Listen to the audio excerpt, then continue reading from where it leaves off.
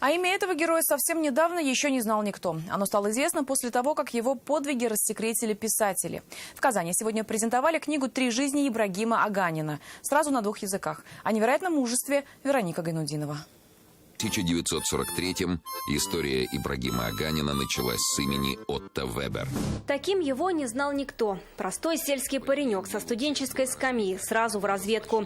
Лейтенант Аганин немецкий знал не хуже родного татарского. Совершенное знание языка и талант перевоплощения помог ему внедриться в гитлеровскую спецслужбу. Ибрагим Хатямович – это уникальный случай, это фактически Штирлиц, но реальный.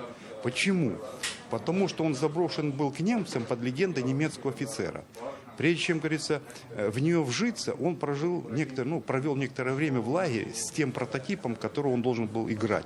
В тайной полевой полиции Германии Аганин стал незаменимым переводчиком. Военные операции, разведывательная информация – все о внедрении агентов в нашу армию. Он узнавал одним из первых и сразу передавал за линию фронта. Из-за угрозы разоблачения Ибрагим Аганин совершил то, что до него не делал никто. Убил немецкого офицера и под его фамилией Клюгера продолжил выполнение задания уже в Крыму, где его ждали испытания еще серьезнее. Мужество его и любимой девушки. Девушка была разведчица, понимаете, когда немцы поймали ее, он участвовал в допросах. Вот представляете, человек, который любил, и он допрашивал ее, а она как-то ему сказала, говорит: Ибрагим, ты делай свое дело.